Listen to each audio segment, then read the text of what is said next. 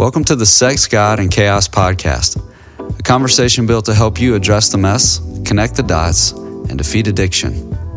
Doing your work matters because if nothing changes, then nothing changes. Life is tough and we're here to help. I'm your host, Ben Derrick, and as always, I'll be joined by Roan Hunter. Let's jump right in. Roan, another episode of the greatest podcast to have ever been a podcast. Oh, there's no doubt. I mean, it's just blown up. It actually is it's interesting to see the numbers. Isn't it cool you were about to make a joke, but it's actually true? I know. I was like, dang. It actually is. We're getting some traction. So I think maybe what we're putting out there might be worthwhile. Yeah, I think that's part of a bigger lesson, and you hope you're being helpful, but then when you see that the content actually is helpful, such an encouragement, and has definitely redoubled our efforts to make sure that we're getting these episodes out in a timely fashion, which was mostly my job, actually. So you get the people in here, and then I put the stuff out, right? Yeah, there you go. And certainly for our listeners, for those of you that are benefiting, man, we would ask that you leave us a review, send us a note, pass this on to friends, people you know. I would say, share it with your pastor, but it would, it would freak him out or something. No doubt about it. I always do it. Yeah, it's okay. It's okay. Right, yeah. I mean, if the shoe fits, right? Yeah. So, listen, there are a couple of times in a person's life where you're sitting in the room with someone and they just mesmerize you. We had the similar experience when we were listening to Nate Larkin tell his story on that episode. It was just kind of this dumbfounded overwhelm listening to Nate be so honest about his story. With our next guest, I had a very similar feeling. How about you? Dude, Carver's just one of those guys that when you meet him, it's like, man, I need to spend some more time with that guy. Yeah. And that's that's happened in about every setting I've been with him. Exactly. It's like we have these predetermined categories that we try to fit people in, especially when we meet new people. Okay, what kind of guy is this? What kind of person going to drop in a category? And you can't do that with this guy, and it drives you crazy. And you're like, wait a minute, I think I have this guy figured out. And then he says that magic phrase, do you mind if I tell another story? It's like, beautiful. Stop asking me that. The answer is, of course I don't mind. Start with your story, right? Oh, yeah. Man, Carver Brown is just, again, we're fortunate to get to just sit with these guys and women that we just are able to glean so much and offer it to our listeners. And Carver Brown is one of those guys. He has just recently joined forces with our team, and he's just got lots to offer. He places this huge emphasis on connection. And we say often here, connection is the cure for everything that ails us. And the way that he tells his story and just even the offshoots and the details, and he really highlights that connection was that first real open door for him to pursue health all those years ago. I cannot wait for our listeners to hear this. Amen. What a gift. Yeah. So without further delay, we'll let you hear from Carver Brown. Man, I'm excited. We've got a good friend, a guy that just love dearly. He's one of those guys when you just hang around him a little bit, it's like, I need to hang around that guy some more. I get that a lot with guys that have met my good friend Carver Brown. Carver has recently joined LifeWorks Counseling, our counseling practice. He is a coach, and I'll have him tell the story about what he asked a mutual friend of ours, Dr. Patrick Carnes, about going back and doing the counseling degree and doing that work. It's pretty funny from somebody that has 2 PhDs. But Carver is someone that has just done a lot of different things in this world. As I said, Carver is a coach, and I've only been to like 2 Mississippi Counseling Association somethings, and at both of those, Carver gets the Therapist of the Year award, and I was like, okay, this is interesting, but it just speaks to who Carver is and the work that he's done, and I think it's just the fact he's old. He's been around. So, dude, Carver, welcome. Glad you're here with us. Thank you so much. It's great to be here. I mean, you guys are fun, so this is fun. That's one way to put it, Carver. Well, hanging out with you is just a joy. I mean, unfortunately, our minds kind of think alike, and that's scary. Right. I got to say, I don't know. That's dangerous. Oh, well, yes, it is. Is what that is. Yeah. There's no doubt. But it's an honor to be here with you. I've been listening to the podcast, and you have had some distinguished guests on here that are highly credentialed and are, real professionals. And now it's me. And I'm not any of those things. I don't feel any of that, I don't have any initials after my name. I just, but Providence has shined on me and allowed me to be in proximity with some just real giants in the recovery field, and I've done my own. I bring my own work to the table, and that's what it is. I don't have the degrees and all of that, but I do have my experience, and my experience is one of, as we talked about last night, a series of surrenders. Where I had my crisis. I think we've all had that. And then I had to have my moment where I needed to get honest, and I could only get as honest as I was able to, right? Mm-hmm. And then I have one surrender, and then I suffer. And then I recognize, I have another surrender I need to do. And then later on, I suffer. And so it's been a series of those over time, and that's what.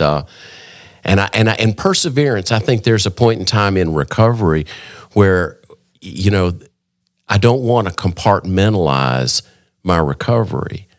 What brought me to the table was so vast that the solution has got to be vast. It's got to apply all these different areas of my life, because anything I'm in control of, I'm in trouble. I'm a bad manager. I managed my life right into a residential mental health hospital.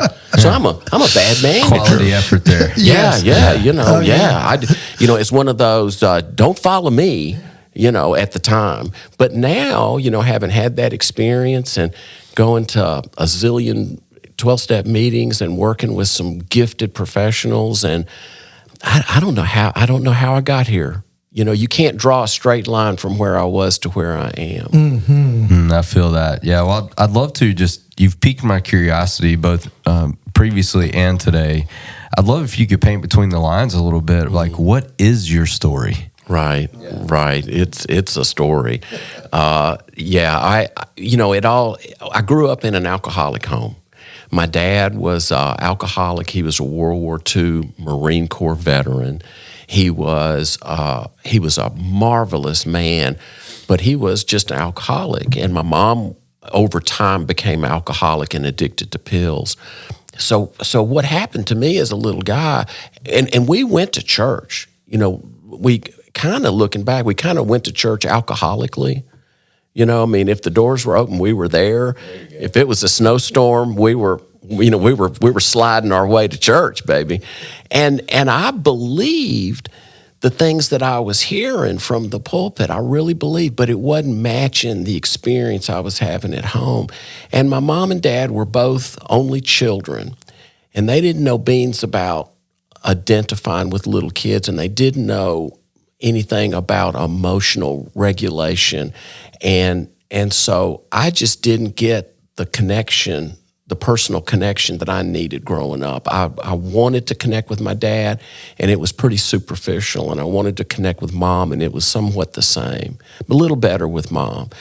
But that void in my life sent me on a journey of trying to figure out how to connect, and it was like everybody else had gotten the instruction manual for life, and mine got lost in the mail. I didn't know. There was so much I didn't know, and I felt like I was just different and separate from everyone. And then I tasted alcohol. And all of a sudden, the fear went away. And then I found pornography. I found magazines. And all of a sudden, I felt a connection that was easy. It was effortless. All of a sudden, I could connect, and I didn't even have to talk to people because I was afraid of girls. I didn't know. I had just very few, really close friends, but I just didn't feel connected to a lot of people. And that struggle just led me on just my history of trying to connect, trying to find different ways to connect. And I was a bit of a relationship junkie. I would stay in relationships way long after they were unworkable. I just couldn't say no. It was something like a fear of abandonment. And so I was projecting all of these family origin issues onto all of my love relationships going through life. And they ended poorly. I became I kind of laughingly say, a little bit of a serial marrier. You know, I didn't know how to date, but I know how to marry you, you know? And it was just one relationship after another.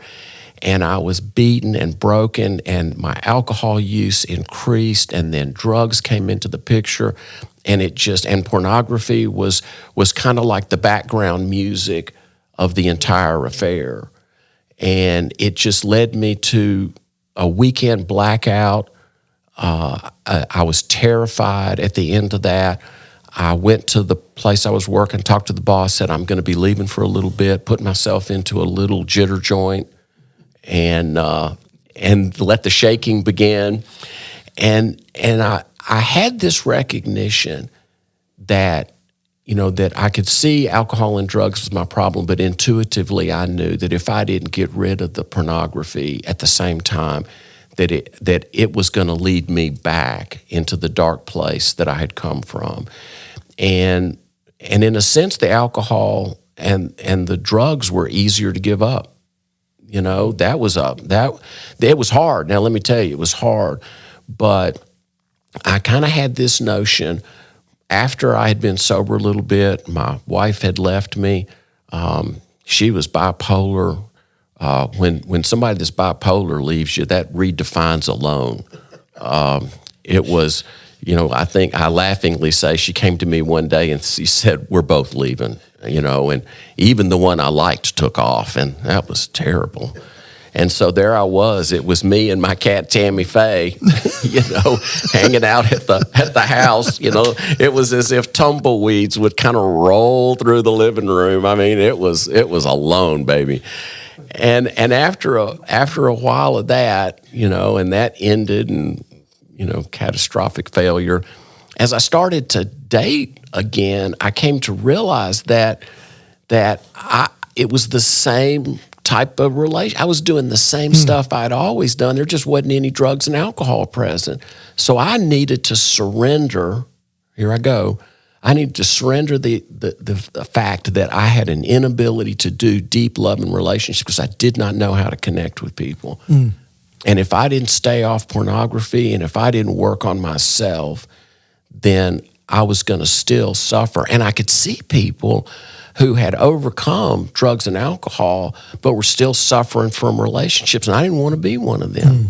I wanted to be free. I wanted all the promises that recovery had to offer. I wanted them all.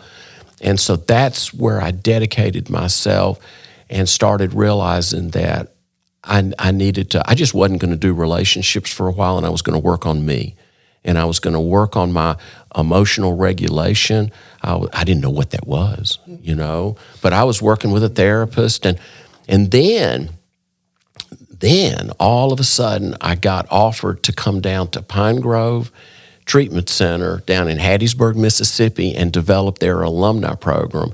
And who's the first guy I meet down there but Dr. Patrick Carnes? And I walked in the room, and I just kind of, I didn't know him from Adam, you know, and I walked up and said, I'm Carver Brown, you know, and I'm here to build your alumni program. And he thought that was great. You know, I wasn't intimidated. I wasn't smart enough to be intimidated. And so we started working together, and he treated me with value.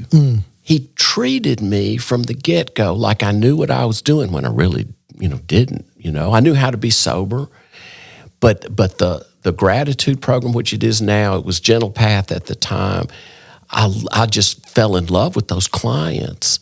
And Roan, it's like doing group with you now. I just fall in love with these guys. Yeah. The earnestness, the transparency. We're all like little boys in there talking about our issues. And it's captivating, and it's the most wonderful thing. Where else in the world can you get that level of honesty? Oh, my word. I just feel like I'm just dominating this conversation. It's kind of a one-sided thing. It's kind of officially why you're here. Okay. Well, That's the point. The thing, bro, and I'll finish with this and take a breath, and, is that, so at the time I was thinking, well, maybe I need to go back to school. Maybe I need to get, a degree and, get some initials after my name and, so I could really help people, because I had a heart for helping people. And that's what I was doing as the alumni coordinator, and helping guys just, stay in recovery. And so I go to Patrick Carnes one day, double PhD, and I'm already anticipating the answer. I'm already ready to sign up for classes. And I say to Dr. Carnes, Dr. Carnes, I'm wondering if I shouldn't go back to school, get my degree, get a master's, and to where I could really help people. And he didn't blink. He looked at me and he said, why would you ruin a perfectly good thing with more education? Wow. Exactly. Yeah. I didn't see that one coming, but that's the kind of guy that he is. And after a few years, he left, went back to Arizona. And then a few years later, he contacted me. He had written a book called Gentle Path Through the 12 Principles, about the principles of recovery. And he offered me the opportunity to work with him on a 3-year project. And we took a team of people through the principles. We would meet once a quarter in Arizona, and Pat would brilliantly, I might add, deliver this content on the principle, and I would deliver on the step. And so that was and what I did was I took all of these 12-step fellowships, and I looked at what each of like maybe a dozen different fellowships had to say about each step. So what does SA say about step 1 versus SLAA versus SAA versus Al-Anon, AA? I started collecting big books, and and if you get Debtors Anonymous, they won't take a credit card. and the big book that got to me the fastest, Workaholics Anonymous. They almost sent it by courier. It like showed up the next day at my doorstep. I really am a good person. Here's your book. I got to go. Bye. I got more deliveries to make. And so I started and I put together this series around the steps of recovery, but looking at it from all these different voices. And Pat said that he wasn't aware that had ever been done before. And so it's been a journey. Man, what a beautiful way to tell that story. Just so many details. It makes me even more curious about more details, which that's my experience of being with you. The first time we met, I got in my truck to drive away, and I was like, I should have canceled the rest of my day to hear more details. But you have that effect on people. I have some questions if you're willing. Oh yeah. One of the first I have is you talk about this appetite for health. And it seemed like you combined it with this really large sense of loneliness, almost overwhelming. I'm wondering for our listeners, because a lot of people who are pursuing health or pursuing sobriety, because of their choices, because of others' choices around, they find themselves alone. And it can often be hard to get motivated when you're alone. Right. I don't know if I'm connecting two things inappropriately there, but I'd love to hear that moment where you're like, I've got to have as much as health and sobriety offers. What did that? Right.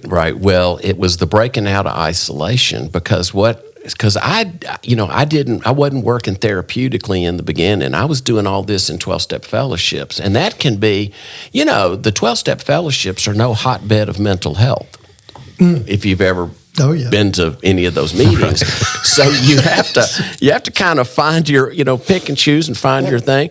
But I was blessed. I was blessed because I recognized I was watching the room, and I was going to a lot of different meetings, and I was noticing that there were some people that really had something going on, and they were happily married, they were gainfully employed, their cars didn't look like they were all dented up. There were some people that had some, and they were happy, but serious. And every one of those guys had something I didn't have, and that was a sponsor, whatever that was. I needed to hire one of those guys. I didn't know what it was. But I was at a meeting, and I heard a man across the room say my truth out loud better than I could have articulated it. And I didn't realize it at the time, but now I know that was a spiritual experience, that hearing my insides coming out of his mouth. I mean, but the other big difference was he was happy and I was not. And I had a voice, almost, or a feeling or whatever it was came over me and said, you need to go up to that man and you need to thank him for what he said. And this was not my habit. My habit at the end of the meeting was to, at the amen, I was already halfway out the parking lot. But this time I stuck around and I waited for that guy, and I went up to him and I said, buddy, I want to thank you, for what you said. That was just extremely helpful to me. And he looked at me and he said, hey, I hadn't seen you around here before. Are you new? And I said, no, I've been coming for 2 weeks. I am not. I'm not new. I have really figured this thing out. You people are not that clever, And but with all the seriousness, he looked at me. There was this great diagnostic. He said to me, 2 weeks. He says, that's a long time. And then he said, how are you sleeping? Isn't that great? Because, in 2 weeks, how, you ain't sleeping, you're waking up at 3 a.m. trying to solve problems that don't exist. Your mind is a chessboard on crack, flying around with all the pieces and possibilities like a Rubik's Cube, just spinning with solutions that don't matter. And so we started talking about sleep, and of course, at this point, I'm only hearing about every third word, and I'm trying to understand exactly what he's talking about. He told me later that it seemed there was steam coming off of me. He said, and anyway, we talked. He did most of the talking. They turned the lights out. He said, "Come on outside," and this is what happened. He looked at his watch. And he said, oh my gosh, I've got to go. And I don't know if you've ever had words come out of your mouth without having your brain engaged, but there were words that flew out of my mouth, and the words were, what do you think I ought to do now? And he reached in one pocket and he pulled out an old receipt. And he reached in the other pocket and he pulled out a pen with no cap on it. And I thought, he's an idiot. He's like some kind of recovery savant or something. Like, what? He doesn't have a cap on the pen in his front pocket. What? And then he scribbled down his phone number and he handed it to me. And he said, why don't you call me tonight and we'll talk about it? And the next words that flew out of my mouth were, what time? Because my schedule was really open at this point. There was nobody burdening me with any career advice or, company directions or anything at this point. And he seemed a little stunned by the question. Oh, well, call me about 7. And I went home and waited until the crack of 7 dialed the last digit. And when he answered, I said, "Hey, do you remember me? I'm the guy that you met in the morning meeting." And he said, "Yeah, I remember you. You're 2 weeks." Wow. And that we started, and being able to connect, here's the point, being able to connect with one man, that was the key, because trying to connect to the group was too big for me. I was too isolated. I was too hurt. I was too sad. I was too alone. But if I could connect with one man and figure out, with his guidance, tell him the truth by doing an inventory and sharing the truth with him, and then he was able to very slowly, I opened up to the other people, and the stories is what won me over. The stories that were told, I just came to recognize that. I'll never forget. Can you handle one more story? Please. I'll never forget. I'm sitting in a meeting. Now, it was lunchtime, and I was so blessed. There was a 12-step meeting that was just right by where I work. So I could leave at lunch. I could be there. And I would just sit there by the door, which was like prime real estate, and just wait for the, meeting and just listen to hear what I needed to hear, and then get out of there, go back to work, because see how I'm isolating still. And there was a lady who was there, and one time, and she was wonderful, because one time somebody called on her, and she said, "I'm mad, and I'm angry, and I'm not going to talk. Thanks for letting me share." And I thought, "Oh, I love her.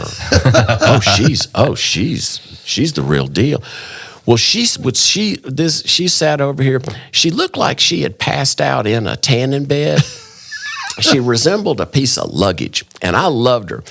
And I'm sitting there. I mistakenly got to the meeting a little early. I'm sitting by the door, and I'm staring at my shoes, and I didn't want to talk to anybody. And she comes, I'm looking down, and I see her shoes walking by me, and I'm thinking she's going to get a cup of coffee, and the toes of her shoes turned toward me. And I went, "Oh, Lord." And I saw her knees bending, and I slowly lifted my gaze. I looked her right in the eyes. She bent down in me and poked her finger in my face, and she said, "You're one of us." And she slowly stood up and turned and went and got a cup of coffee. And that's exactly what I needed to hear, because I was pretending that I wasn't one of them. And from that moment on, I dropped the guard, and I started becoming one of them instead of an observer, like I was orbiting the planet Recovery and not allowing the capsule to land. I had to plant my flag. Mm-hmm. Wow. I don't know, Ron, I see that in the groups that we're getting to do, and I see that. I see the men orbiting, and it's the connection. You say it better than anybody I've ever met. It's the personal connection. Well, I think that's it. Just in my own journey, you and I've talked about this, and I love the 12 steps. I believe it's God's gift to mankind in the 20th century. And I always say, if you want to learn how to do Christian, if churches would just live, eat, breathe, teach, and the 12 steps, we wouldn't have to worry about sharing the gospel, because we would be attractive. And people would be like, I want what they have. That's right. That's my experience with people that have been in recovery over the long haul. And I tell these guys all the time, it's like, man, if I find something better, I'm open to it. I'm looking for it. I'll start doing infomercials, and I'll get you to help me, and we'll be flying around in a jet or something, right? That's right. But I just haven't found anything that works other than the cure for addiction. The antidote, it is connection. That's right. And you guys, as you say, orbiting the planet Recovery. It's like and that's okay, as Sure. long as you're kind of in the room, right? And you may not be engaging, but you're going to be hearing things, right? And then over time, once a guy engages, everything begins to change. That's right. Yeah. That's right. But I had to take that first step. It was when I reached out to a man and connected, with him, and because I had that, I'm serious. It was a spiritual experience. I didn't know it at the time, but I had to then take that step, and thank God he was open, to then work with me, and that was the beginning. And it's slow. I didn't get into these problems, in months. I wasn't going to get out of them in months. But the other part of this is I could not compartmentalize my recovery, because whether it was food, relationships, sex, alcohol, substance, it just didn't matter. I needed to, I was suffering from all these different things. And there was a time before I found real recovery that I thought to myself that I knew I really had a problem. And so I thought, well, I'll just pray, join a church. I'll find me a church girl, and I'll turn this thing around. I know exactly what to do, So I did. I found me a church girl, got married. I'm real good at that, and found a church home, and wound up the Sunday school director of 1,000 family church, doing stadium crusades in South America. I did 2 stadium crusades as a team leader, and then 2 medical missions in Antigua. And at the end of that, I did, and then became a deacon, made a commitment to not drink alcohol. And at the end of that, 2 things happened. Number one, I came to the realization that, well, Jesus drank wine. And it was the good stuff, if I recall the story accurately. But the other thing was, at the end of that time, I weighed 285. And without realizing it, I had substituted food that whole time. I was still in pain because I hadn't made that connection, Ron, that you talk about so well. And that was what was missing, was connection and honesty. I wasn't getting honest. I found that the church was a great place to hide. They weren't ever asking me to look at me.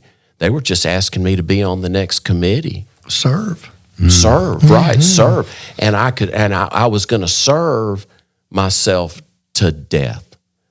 And I ended up, I could not reconcile with my relapsed behaviors and be involved in the church. So I left the church, full-blown addiction, and then had my crisis, and then I had to reconcile. Let's talk about for a second. I heard you use the word inventory, and it seemed like language that both of you are very familiar with. So I think our listening audience may have caught it as well. Like getting honest, inventory after that point of connection. What does that actually look like? What did it look like for you? Right. Well, keep it simple. First of all, because if you Google personal inventories, you'll find 10,000, and you can get entire books on how to do a personal inventory. I believe with a newcomer, don't take them to college. Like, let's keep it simple. So for me today, and the men that I work with, it becomes 3 things. It's what are you angry about? Give me a list, a list of the things you're angry about. And a lot of times, depending on the client, I may want it to contain it a little bit. Give me your top 10. I don't need the top 100 things you're angry about, because you'll see the pattern pretty quick. The second is, what are you afraid of? I want to know that's what's underneath. That's one of the character defects that we say in 12-step land, but that's one of the things that's eating us. And then the last of it is, who have you hurt? Who have you hurt? And so when we get the list of all of that, then the magic is in the telling, because now the client is going to tell and get honest by telling their story. Because you get those 3 things down on paper and you start to tell those stories, the truth is revealed. And once the truth is revealed, then we're going to go into prayer. Now we've identified the character defects, abject anger, hurting people in various ways, which would be some selfishness and self-centeredness, and then living in fear. And so we say, well, are you ready to change? You ready to let go of those things? So in prayer together, we commit ourselves that we want to let go of those things and we're ready to change. And then we move into the amends process where we'll identify the ways that we need to try to rectify the wrongs we've made in a spiritual, loving way, and that where people don't get harmed and damaged by that, by over-revealing. I mean, it depends. I mean, this used to happen to me at Gentle Path when the clients would come up to me and they would say, hey, I'm thinking about, doing a disclosure with my wife. What do you think? And I would say, that's not a step. There's no step. Now that is a therapeutic, that's a therapeutic endeavor that you need your therapist with, and you need to completely, I'm not saying don't do it. I'm just saying that's not part of this recovery process. Don't try this at home. Try. Thank you. Don't try this at home. That's right. Yeah, I think that's beautifully said. It reminds me, Ron, of something that you've spoken on this podcast before, that we simply mirror what's been modeled for us. And you had a man with an uncapped pen in his pocket model something for you that was unique. It was external to your life experience. Right. And I can identify with, and I think many of our listeners can, that we weren't modeled what it looked like to connect. That's exactly right. So I too was raised by a Marine, a wartime Marine. I thought you looked familiar. Yes. So, and after he came back from war, he decided to become a high school principal, and took that same approach to that job as well. As I've worked with Roan over the years, I understand my father gave me 100% of what he could. Right. Maybe it wasn't 100% of what I needed. But I think there's a lot of freedom in expressing in this medium that some of us wobble for an extended period of time, not because we're slow or not because we're just totally depraved and we're just destined to just F this thing up for the rest of our lives because it's how God built us. It's because we didn't see in the appropriate time, we did not learn what we were supposed to. In order to live as healthy adults. Is that, am I making sense there? No, that is, in fact, that's particularly well stated. And so I agree with you 100%. I did not have a North Star, an emotional North Star to guide me. And it wasn't because my dad was not a bad man. He couldn't give me what was not given to him. And my mom, she was a little better equipped, but still I did not get what I needed. And I don't blame them for that. They're not at fault. And so I've had to reconcile with that. But recovery heals those things. I'll tell you. You want another story? Oh, yeah. This is a quickie. So I was about a year into my recovery process, and I was asked for the first time to tell my story. And this particular venue I was going to tell my story, they would record it for you and give you the CD. So I tell my story, and I get the CD, and I go home and put it in my computer and load it in the little cup holder tray that slides it in, and it did magically put it somewhere in there. I had no idea where. And then later, the iPods started coming out. I got an iPod, and I had all my music CDs. I started loading music all on this through the computer. And then I would like to just put listen to the iPod, put it on random, and take long walks through the neighborhood. So about 5-6 years later, I'm walking through the neighborhood, and I hear me. And I'm listening to that story, and here's the thing. I had a better childhood than he had. You hear what I'm saying? Mm-hmm. I had healed, and I had done some. Now, listen, I'll always be healing, and I'll always be reconciling. This is not let me say, this is not an end game, but I was so much better 6-7 years later because I could feel the pain in that man's voice and I could feel the hurt, and he still was holding on to some anger and some resentment. And I had really through the recovery process, I had come to recognize that not only had I been living in abject fear, that meant that my dad, who I thought was bulletproof, who was like the love child between John Wayne and Bear Bryant, you know, dang, that's quite a combo. Well, hang on with that one for a while. Because he would walk into a room and change the barometric pressure. You know, he commanded him when he walked in, everybody knew it. And he could spend a minute with you in conversation and walk away and tell you everything you need to know about that guy. And this is what he used to tell me: never trust a man who doesn't drink. Isn't that great?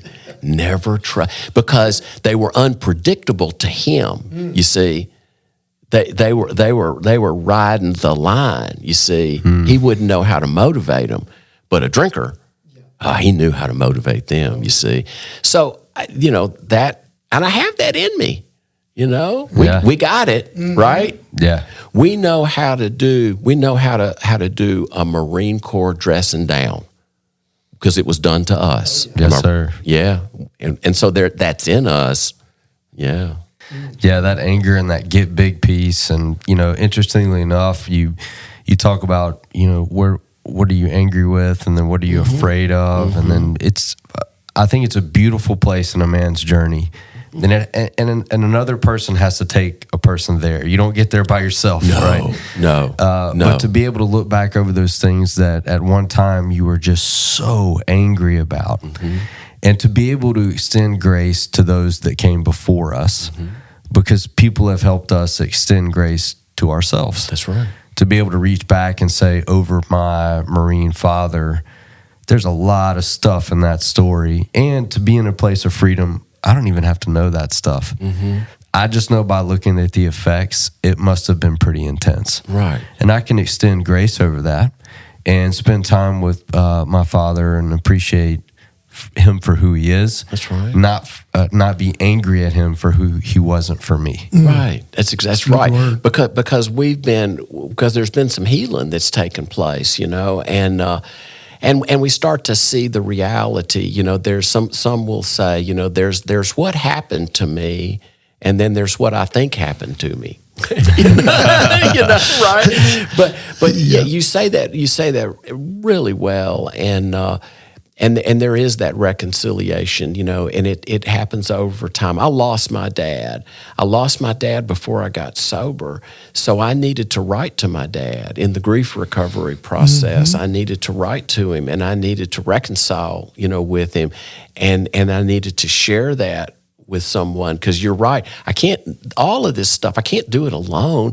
The healing is not in the writing of this stuff down. The healing is in the sharing. That's the magic. That's where God shows up. You know, God shows up when I share it with another man, because, here's the miracle, it heals us both. When I listen to a man's story, I get better, right? Absolutely. You know, it heals me. And so there's that. This is the place, this place of honesty about what's happened to us. This is where God shows up. And this is what heals the whole room. And Ron, it happened the other night. That room got healed, baby. It's awesome. I'm telling you. It's real.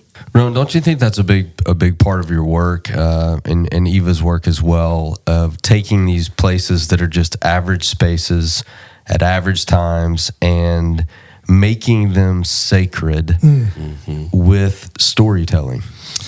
It is certainly, I think, you know, the idea of, you know, collecting the dots and connecting the dots and correcting the dots. And so often, you know, so many guys, it's like, you know, it's like walking into a movie and the movie's got about 20 minutes left to go, and you walk in and you're like, man, who's the good guy here? Who's the bad guy? It's like we don't know our own stories, and we haven't collected the dots, figured out how did we get here, and the connection of those dots, and then working to correct them. And, you've experienced it. We've seen it. The idea of just simply telling your story in some environment, some setting, is where the magic happens. Right. I mean, it's amazing when you create that environment of safety, right? I mean, that's rare, just to have a safe environment to be able to share. It's like, at church, you get put on the prayer list or something, and, you don't ever want to be on the prayer list. That's not good. That's right. But because it's just not safe, people are going to be like, it's always the worst of those, silent prayers, secret prayers. Well, you might get a casserole. Unspoken prayer requests. Right. I mean, that goes to the top of the gossip list. That's just how that works. And so but you create a space where of safety, because the thing of it is, we don't trust, right? We've grown up in these homes with the Marine Corps dad or the narcissist dad, that was mine, and then stepfucker. Do we need to edit that out? No, There's fine. a movie called... That's fine. That's right. I mean, there was a movie. That's all. It's our affectionate name. But we grew up in these homes, and, we don't have a clue on what it means to, like we don't even trust anybody. If I really talk about what I'm thinking or what I'm feeling, it's not going to go well. And so, because it's not safe, right? And so safety has to be created. And it's just as simple as creating a safe space, knowing that what I say in this room or on that deck up at deer camp, it is not going any further. And so, man, I might be able to begin to open up, and then healing comes as we just confess, tell our story, whatever we want to call it, right? Is how it is supposed to work. I think through this podcast, this medium, that's really what we're attempting to do here, is to cast that net wider. Because if more of us are creating safe places, then, there are more places of safety for stories to be shared, to be mirrored. Right. I think that's kind of the goal here, right? Through the Sex, God, and Chaos Deal, even the name conveys, we're acknowledging that there are a lot of unsafe places out there. But we all have the power within us to take average moments and create sacred spaces for stories to be shared, if we know our own. Right. If we know our own. I can't take somebody somewhere where I haven't been.